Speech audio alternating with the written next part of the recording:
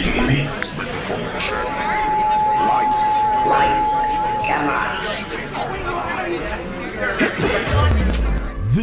is swanky. This is lifestyle. This is culture. Welcome to the social center of everything culture. Culture Daily.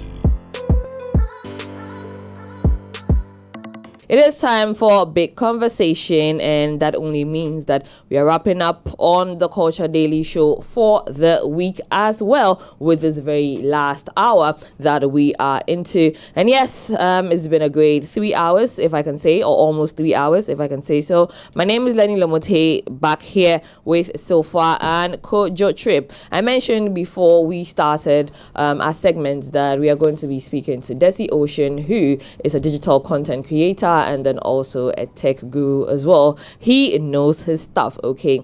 Now, on Sunday, the 19th of January, TikTok may be banned in the United States of America. What does this mean for other people as well? For the people who are going to be losing their jobs because they are content creators, for all other apps that feed into that particular app as well in the USA, for everybody else that works with the platform directly or indirectly. How is this going to impact them? And this is what we want to know. For those who don't know what the details of the story is, I'm going to read from USA Today, okay, because they have a lot more details. Now, let's also know that this bill was passed by Joe Biden sometime in April last year, okay, and it's funny because drawing the parallels, it's going to seem as though Joe Biden is leaving it for Trump to take over. Trump is going to be inaugurated on 20th, right? Yes, so that's on Monday. So yeah, Desi. Hi, Desi. can you hear me? Yes. Can you hear? Yeah, I can hear you. I can hear you.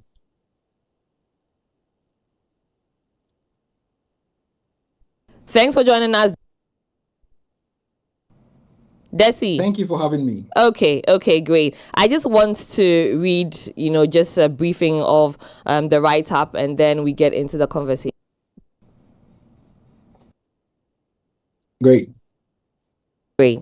All right. So again, this is from USA Today, okay? And then it says TikTok is preparing to shut down its popular short video app to hundreds of millions of users in the US if a federal ban goes into effect Sunday, reports say. Sunday is a deadline for TikTok's Beijing-based parent company ByteDance to sell its US assets or allow the app to face a nationwide ban unless the Supreme Court moves to block it. But while such a ban would effectively remove TikTok from app stores, it appears TikTok is making other plans not strictly required under the law. If the federal ban on the app goes into effect as scheduled, TikTok appears poised to shut down the social media app in the US, sources familiar with the matter told Reuters. The information first reported the news.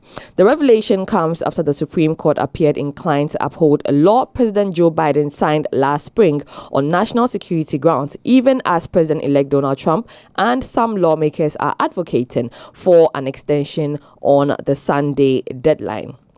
So what would happen to the TikTok app on smartphones?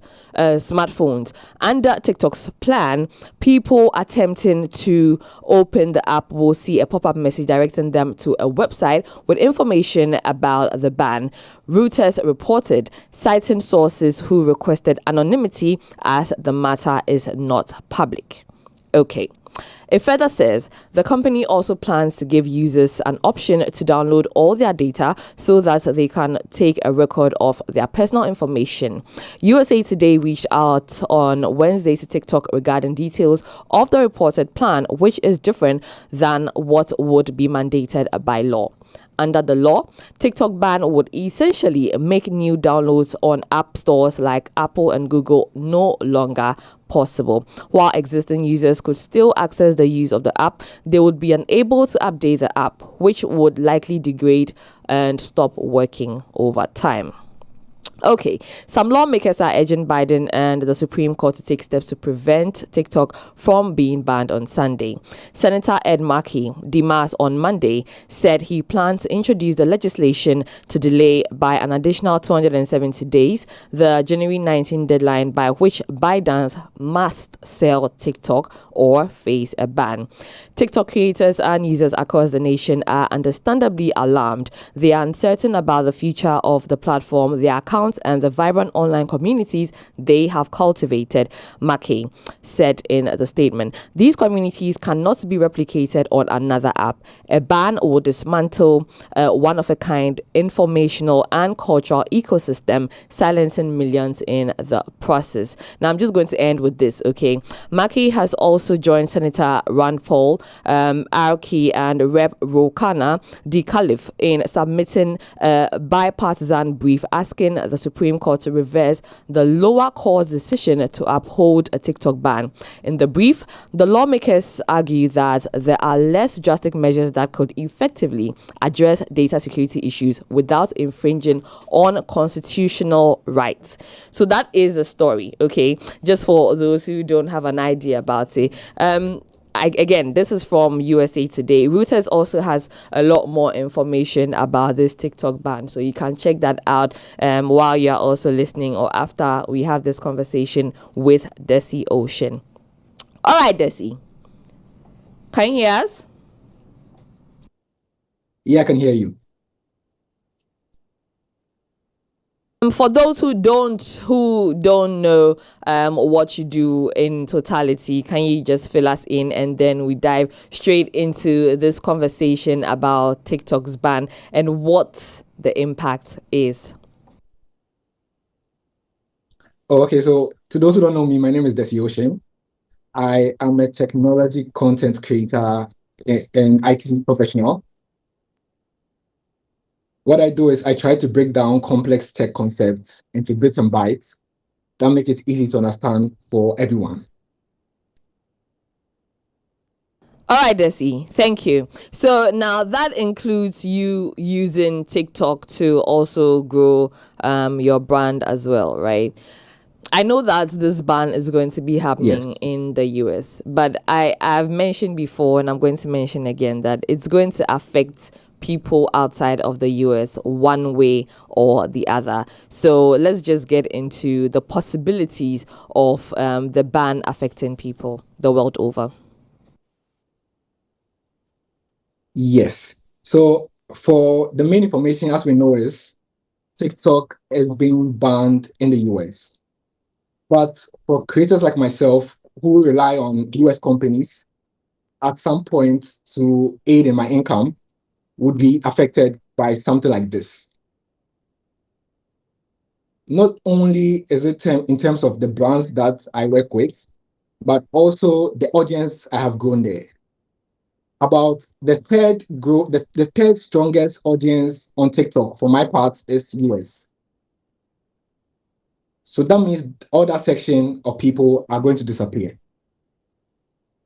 which leaves a vacuum. Hopefully, I don't know who will fill it, but it's a big problem creators like myself will face. Okay, now I apologize for whatever is going to be happening to because it's going to dip, right? Your engagements are going to dip, your likes are going to dip, comments are going to dip, a lot of things are going to dip, right? But with mentioning that there are other people that are in the US who fully support you, and then your client base and everything as well, right? I want us to talk about how this ban as well, or the looming ban, we are keeping our fingers crossed, we are hoping that it doesn't happen, but should it happen, right? For that's for we in Africa, we don't exactly get paid until we go live on the TikTok platform, right? Yesterday, Isilfa was saying that if they are going to ban it in the US, they should just bring all of the benefits here, right? But what do you think that the pros and the cons are for largely content creators in Africa? So largely the pros and the cons.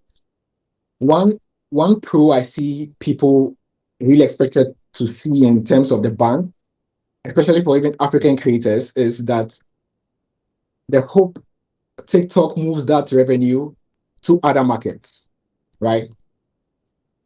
But even with that, I feel like since we don't really have an authority that would regulate something like this, like how they do in the US.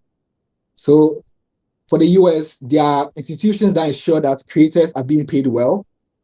There are institutions that ensure that creators are not being cheated. And also, TikTok is able to pay creators based on advertisements that people do on the platform. So the brands that advertise on the platform and they pay money for, let's say, their videos going viral, a section of that money is given to creators at the end of the day based on their views and stuff. Yeah. For Africa, we don't have a lot of people advertising on TikTok. So it's a two-way street in the sense that if TikTok decides to bring that revenue to Africa, would that mean businesses would have to be advertising more to be able to offset the payment that's given to creators? But if something like that happens, obviously it's beneficial to people like myself. If you are getting paid, just like how the US people are getting paid, they're getting paid per views. There are amazing African creators out here getting views of millions, hundreds of millions, and not getting anything in return. So if something like that does happen, it's beneficial to creators on the African continent and other markets as well. For the cons, right? The cons obviously affect not only the US creators, but also creators like myself in Ghana who work with foreign brands. Per report, it said the TikTok platform contributes to about 2.4 billion, $24.2 billion of the US GDP. Wow. So all that money is being taken out of the GDP. That's a lot of So money. it's a big question. 3, right? That's a lot of money. That was even Desi. So the 24 billion was even as of 2023. So we don't even know currently like how much they are contributing to. But I know that there's also going to be a loss of about 200,000 jobs, because there's over 200,000 jobs that has been created by TikTok. If you look at the stats as of 2023, you know. So I'm going to let you finish, but I have a question when you're done, because I realize you're about to land. So when you land, I'll ask my question. Yeah, so I was coming to your point in terms of the loss of job. So it's 200,000 in terms of employees of TikTok. It's over 1 billion in terms of creators on the platform. And I think recently people are finding new platforms to move to. Some are even moving to Chinese-owned platforms, which does not make sense to me. But it shows the consequence of what happens if TikTok gets banned.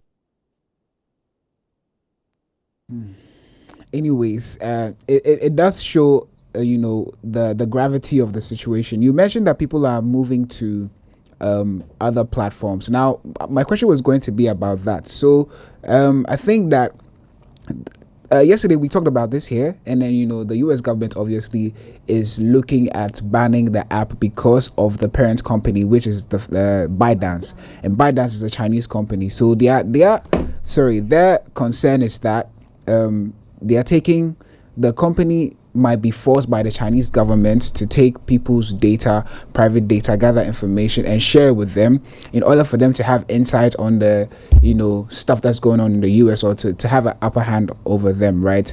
But then if the app is banned and people have to move to other applications, you know, short form video apps, is going to be a problem because of how sophisticated the TikTok algorithm is. Desi, can you confirm that for me? Yes, I can confirm that. No app has an algorithm as sophisticated as, you know, the TikTok app. So it means that applications like Instagram Reels, YouTube short videos, and all of that are going to have to either be innovative about their algorithms, or tap into the TikTok algorithm to, you know, draw in the users or the kind of content that people want to share on there. Now, sorry, do you think that it will be possible for these other applications to garner that much following with regards to, you know, the kind of content that the TikTok algorithm generates for its users, or you think that it might be a problem? What's your take on that? It's definitely going to be a problem, right? So, though they are all similar social media platforms, they somehow have different aims in life or different aims for their platforms. So for an example, you could do a video on, let's say, one video, post it on TikTok, post it on Instagram, and the TikTok is performing way better than that on Instagram, simply because the algorithm is tailored to push content people are actually looking to see.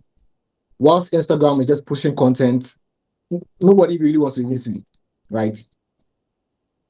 For something like that to happen for Instagram or something like YouTube Shorts, it's two things. It's either they employ the employees from TikTok into that company to rewrite their entire algorithm, or they'll be simply lost. Because TikTok's own is built in a way that it's feeding on your needs. You could be scrolling through videos, and you see a video you're looking for maybe a few days ago, it pops up again. You see a video you may be interested in, it pops up again. But on Instagram, you're seeing videos you don't even have any interest in watching. Yeah. So it's either they employ TikTok's employees and bring them to Instagram. Okay.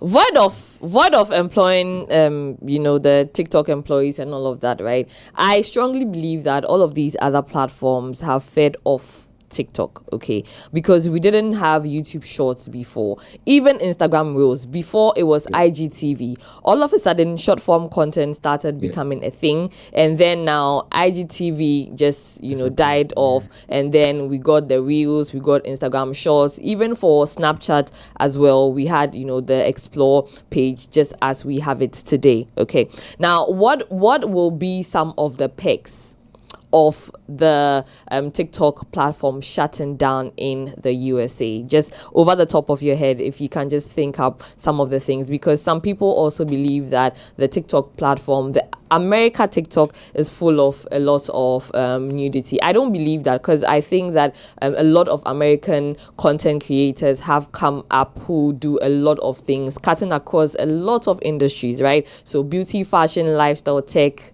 auto, everything, every single thing, and they've made so much money from that. But what will be the perks of this shutdown for them? So what I think is there'll be a promotion of diverse content, right? So that vacuum the US creators filled would now have to be filled by other creators. Right.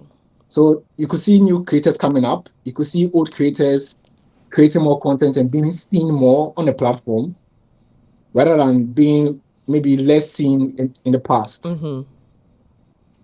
Okay. There's also one thing people like to talk about in the addiction of TikTok. There are some people who say if their US creators leave the platform, they are no longer going to be using the platform in their respective countries, regardless of if TikTok is not banned in those countries. Oh, so more so like they are revolting. A reduction in, yes. So you could see a reduction in that TikTok addiction. But what we're also praying for is an increased income, at least for creators who are not being paid by TikTok. All right. Hi, Desi. I've been here listening to the whole conversation, and I feel like one thing that we might not have grasped is the reason. We said the US government is taking TikTok out of the US because of a security breach, right? Especially with getting their information and whatnot. I want to know if you know the intensity of the security breach, that like how high is it? What are some of the instances in there, some of the specifics in there that's making the US want to cut out this much money from their GDP, because it's a lot of money. And I mean, they would want to retain money. And so if they're deciding to sacrifice the money, there should be a very severe reason in there. So if you can give us some of the specifics, I would like to know.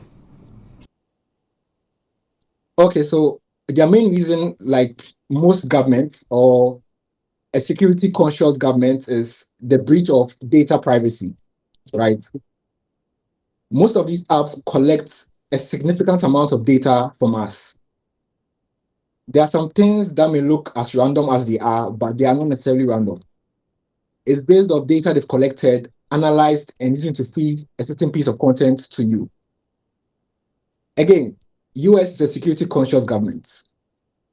They are, I won't say enemies, but the people they are not really trustworthy of is the Chinese government, because they feel the Chinese government would have access to all the data of US users and use it to implement things in their own country or things to attack the US government in itself. So what they want to do is, one, take control over the entire information system of TikTok, where they can regulate it, where they can control what kind of data is collected, to ensure that that data is not sent to the Chinese government. So even if you take TikTok, right?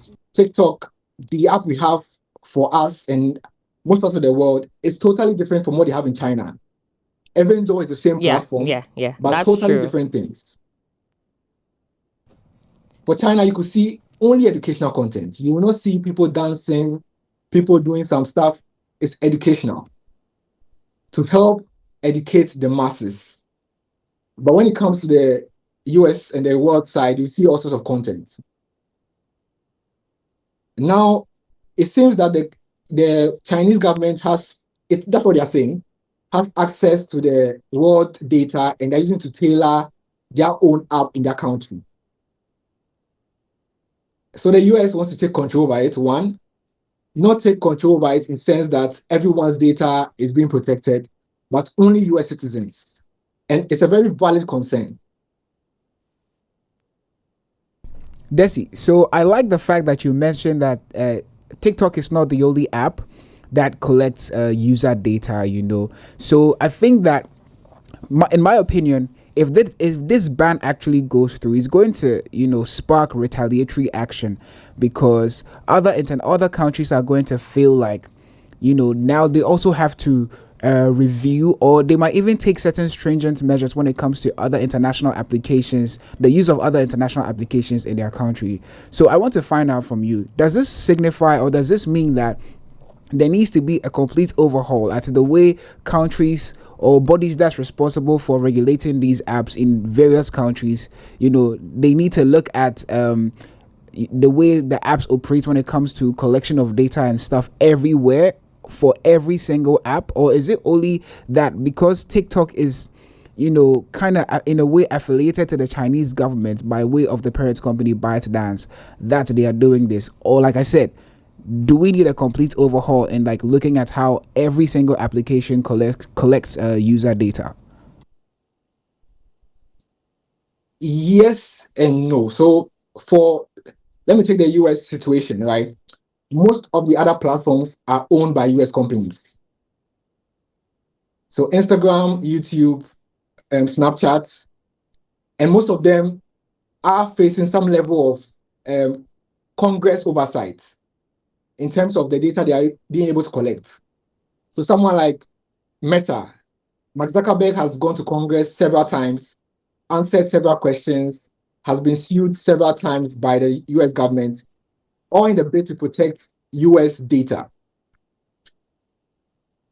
But when it comes to countries like ours, right, there's a law that they say we have data protection laws.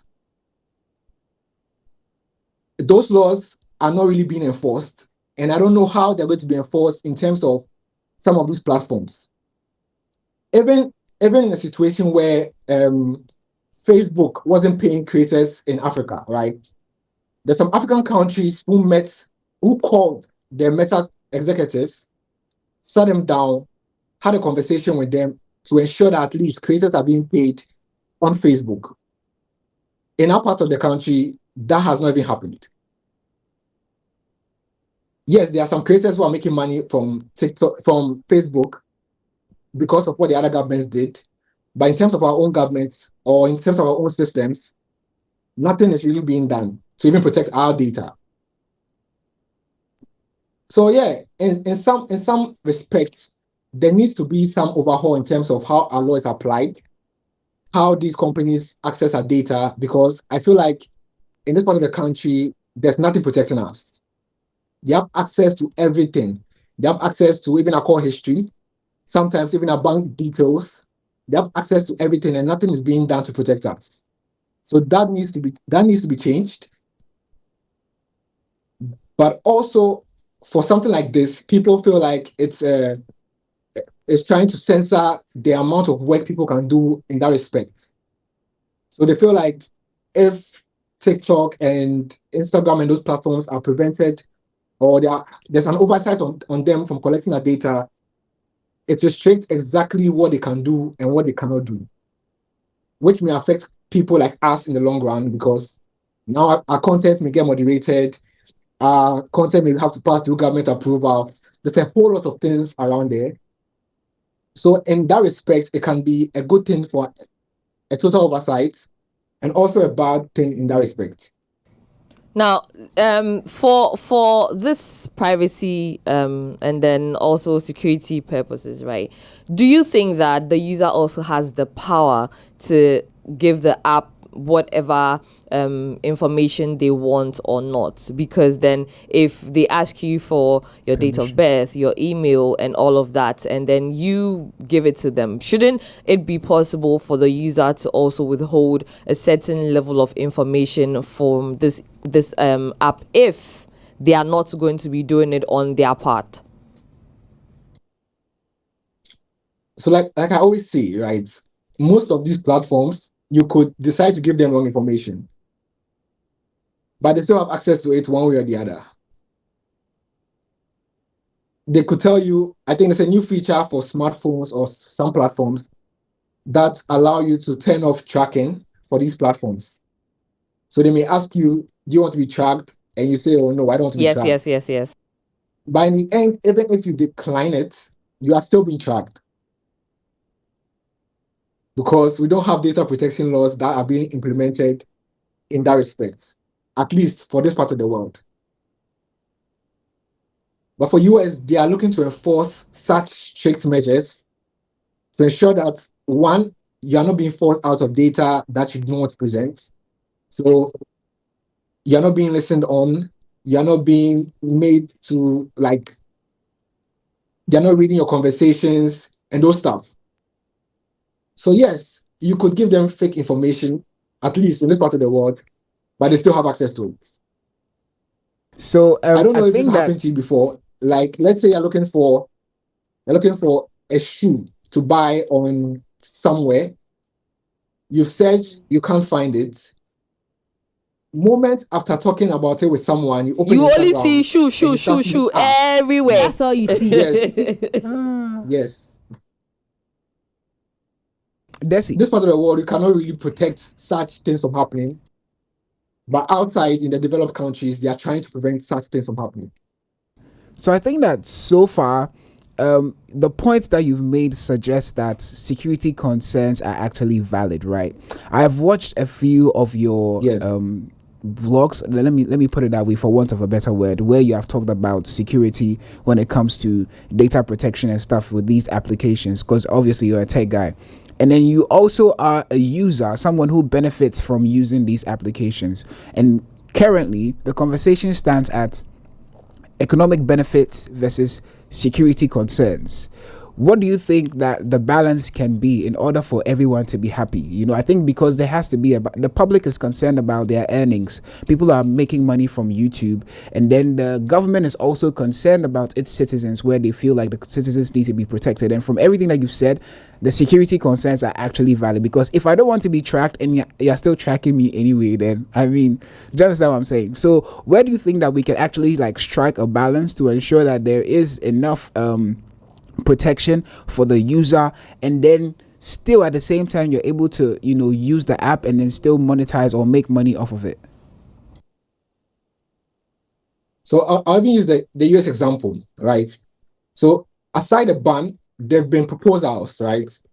To either have the US have TikTok sell the company to a US company so that the US company can protect the US users. That way, creators are not losing their money, and that way, data is not being lost. I feel like when it comes to us right here in Ghana or across the world or other countries, something similar can be done in the sense that if you go to Nigeria, right, we have Meta offices there, we have TikTok offices there. If there are to be offices in Ghana that are being controlled by Ghanaians and regulate the content or the platforms of these platforms in that country, it's not only be beneficial to just creators, but it could also ensure that at least we are getting paid or we are getting revenue from using these platforms. But since we don't really have such institutions in this country, you see that it's a disadvantage to us, not just as creators, but also as our data being taken away from us. Again, for something like Nigeria, right, that have offices there, they do get first-hand support from their teams in Nigeria. They get access to events. They get access to benefits that we in Ghana or certain other African countries do not get. And that's a big restriction on our parts. So if there was certain offices, like in one office in every country that's regulated by natives of that country or citizens of that country to ensure data is not being taken back to the parent company and ensures that creators are also getting paid, that will be an equal balance. Talking balance, right, Desi? Zhang Yimin, who is the founder of ByteDance, owners of TikTok, they are the same people who own Douyin, which people refer to as China's TikTok, right? Do you think that TikTok. in replacing or maybe in banning TikTok in the USA, there's a possibility that Douyin or any other app, because right now there are a few other apps that are coming up. There's Lemonade, there's Clapper, there's Red Note, and a lot others, right? Do you think that these apps have the potential of breaking back into the US market in replacing this very popular TikTok app? So you mentioned Lemonade. Lemonade is most likely going to be banned as well, since it's still owned by TikTok. But for the other platforms, I've seen a couple of them, Fire Dance or Firebase, I've forgotten their name. But I feel it's going to be extremely difficult for them to replicate the success TikTok has done in terms of having a platform for creatives, having a platform for entertainment, for education. It's going to be extremely difficult. Because like we stated earlier, TikTok's algorithm is so advanced in the sense that there are a lot of companies struggling to even try to replicate it. So I don't think they're going to replicate that success TikTok has had. Maybe the next couple of 10 years, if something comes up along the way that rivals that of TikTok, You can hear. it may happen. But I don't foresee those platforms being able to replicate the success of TikTok. All right, Desi. Also looking at people trying to still use the app, right? Because there are a lot of people in Ghana who end up are able to use apps only in the US by using VPNs. Will that be possible with the ban? Will people in the US still be able to use TikTok if they get to use VPNs? So yes and no, Yeah. right? Okay, great. From a report I read, it seems once TikTok is banned, it will be taken off the App Store. So all app stores will not have TikTok. So if you already have access to it, you'll not be able to update. But also it will be geo-locked. So meaning if you're in the US, you'll not be able to access TikTok and its data. However, using a VPN to another country should give you access to it. But per the report I read, they're also seeking to sanction people who use VPNs to access TikTok content. So it's a two-way street. It's either you get fined, you may serve a jail term, but you definitely can access it via VPN. what are the possibilities for you, Desi? Also, I'm asking because you mentioned that some of your audiences are coming from America, some of your clients are, America based as well, right? What will be your options in migrating platforms? What other platforms will you use in replacing TikTok, and then also still building your brand? Yes, so I've never been a one person platform. I'm on every platform. So I put in as much effort as I can to each platform I'm found on. The main setback would be that US audience being taken out of my reach or my comments or my likes. But I'm also looking to see which people fill that gap. Is there going to be, let's say, a large influence in my UK audience? Is there going to be a large influence in my Canadian audience? Or that section is going to be taken up purely by Ghanaians or purely by Nigerians? And that's what I'm curious about. But in terms of the other platforms, I put in as much effort as I do to TikTok, and I built as much or quite enough as I have built on TikTok. So in terms of losing that audience, I'm not really that much bothered. What I'm much bothered about is my loss in revenue, which, which affects which affects me in terms of businesses not being able to discover me on TikTok, and I equally lose my opportunities on there. Okay, so Desi, we can safely But I'm say hopeful. that. I'm hopeful.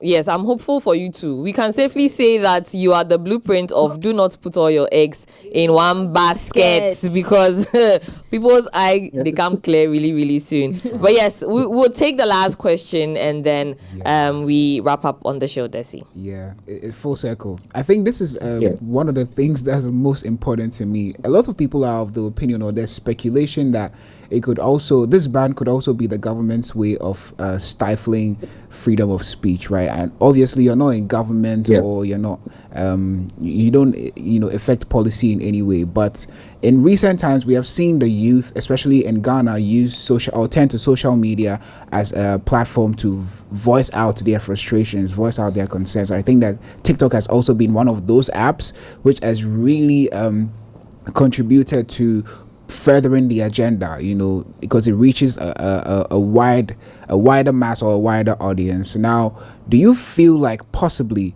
it could be the government's way indeed of stifling free speech? Yes. So the government has various reasons for trying to ban TikTok. Obviously, the main ones we see are the security concerns.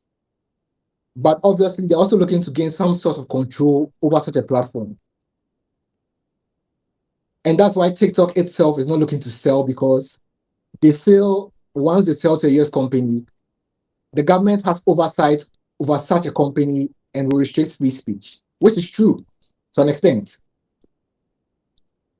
So that point is valid, but it's a mixture of different things. So one, they're putting forward their security concerns, which is their main point. But the funny part too is some US people are not really concerned in terms of free speech. There are people of the stream of thought that say, fine, the government wants to regulate the kind of content that's being put out there in terms of people speaking against the government. But there's also that section that thinks they're trying to regulate the content in terms of nudity. So now it's two things. Depending on where you sit, you could say the government is right for trying to censor free speech if it's being able to eliminate the nudity on that platform. But also, it takes away the voice from certain creators who speak on government issues if their content is being blacklisted. So this is a very broad topic, and it will take a long time to even sit down to dissect every bit and bit of it to know the positives or even know the negatives. So hopefully, let's see how it goes at the end. let's see how it goes at the end, if it would happen. I mean, it's just 2 days away, so let's see if it's implemented or not. Again, some of the creators on the platform have been talking, okay, and hopefully if they are listened to, then the ban doesn't take effect at all, because again, it's going to run people aground. Imagine living a certain lavish lifestyle because you know that you are getting X amount of money coming in constantly every month, and all of a sudden all of that is taken away from you because of a ban of a social media platform. I know that maybe 10-15 years ago we would not be having this conversation, but times and tides have changed drastically, where people have also built a digital economy. So yes, it's only right. But Desi, before you take leave of us, if you have any last final words to give us, and then we say bye-bye. Yeah, so for one thing, the ban may not happen, right?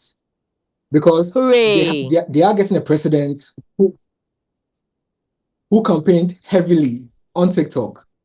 Yes. And it's believed that he won a large amount of votes from the youth based on TikTok. And he's been talking because he believes TikTok being banned isn't really the way to go.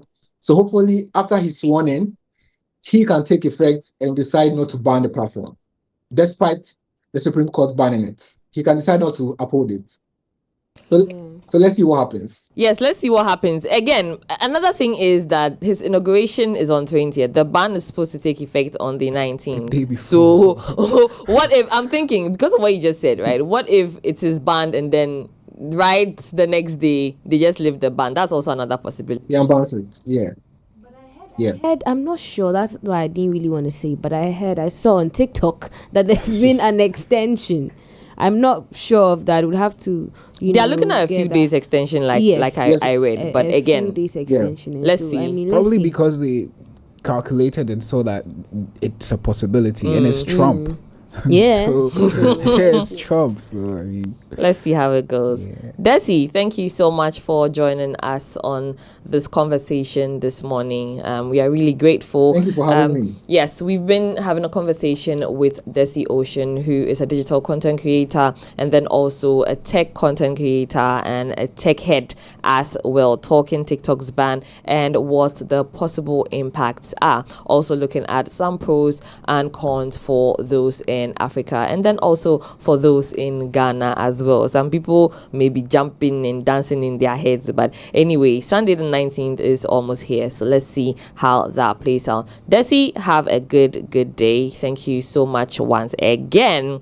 Now it's all about making money on socials, guys, and so while you are making money on socials, it's okay to also make money right here on the show. So let's do that and then we wrap on it. Now Telecel's More Money promo is still on, guys. We've been preaching this for weeks now. If you haven't participated yet, first you need to get on to Telecel and then you can participate. But about 50 winners have taken home 30,000 Ghana cedis. One winner will take home 1 million Ghana cedis, okay? And so you can be that lucky winner to take home that 1 million Ghana cedis if you continue to reload your airtime or your data or your fixed broadband. This will make your dreams come true. The more you reload, the better your chances of winning. Don't miss out. You can dial *500# or send 500. Send win to 500, I beg your pardon, or opt in for free on the Telecel Play app. Join the Telecel More Money promo now and make this holiday season a very, very celebratory one, or a more celebratory one if you had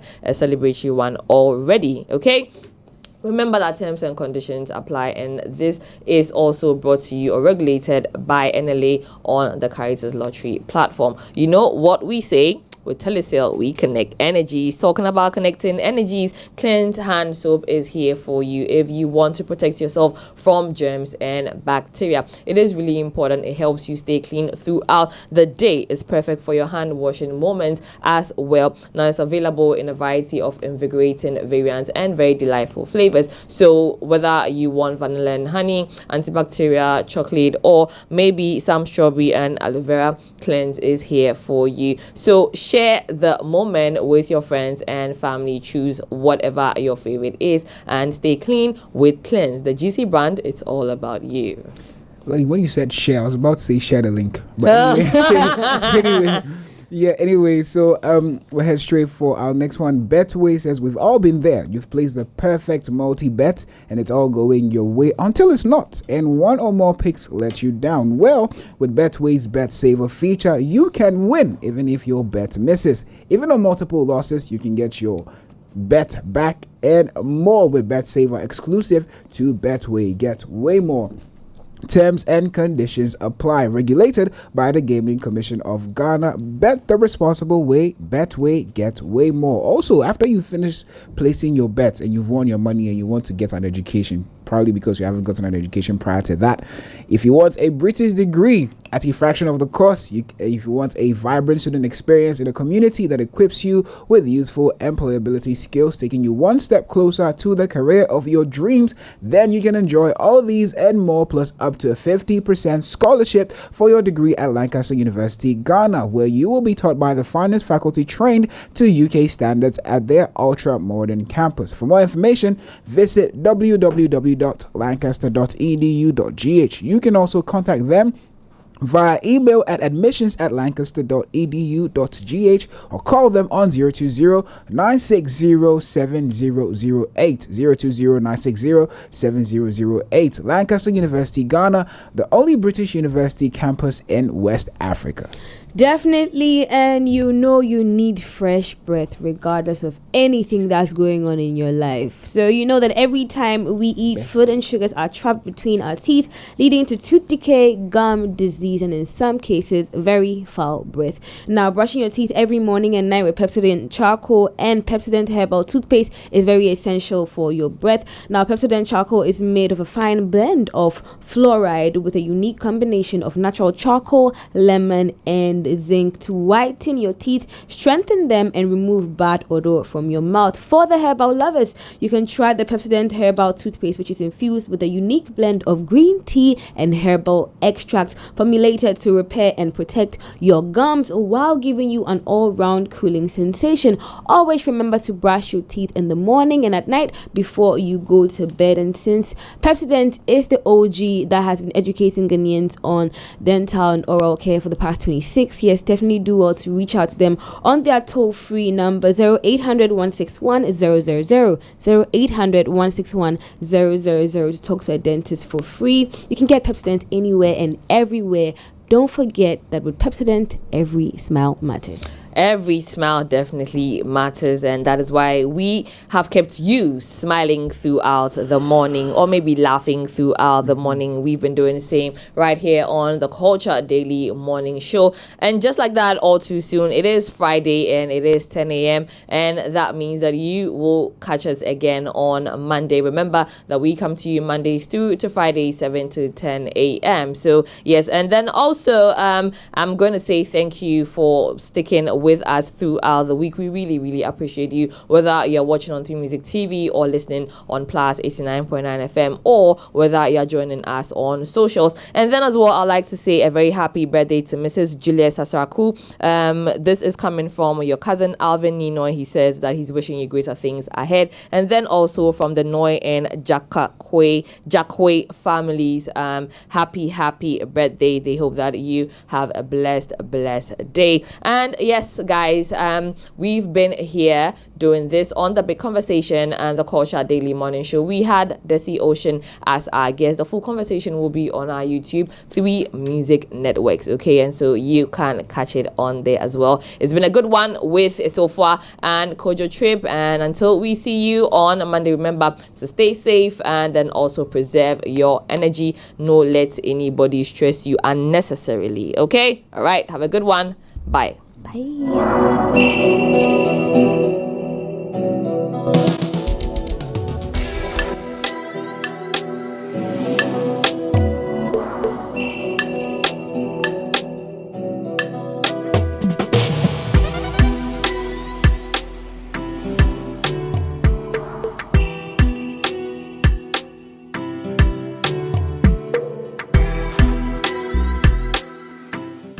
Culture Daily was brought to you by Telecel.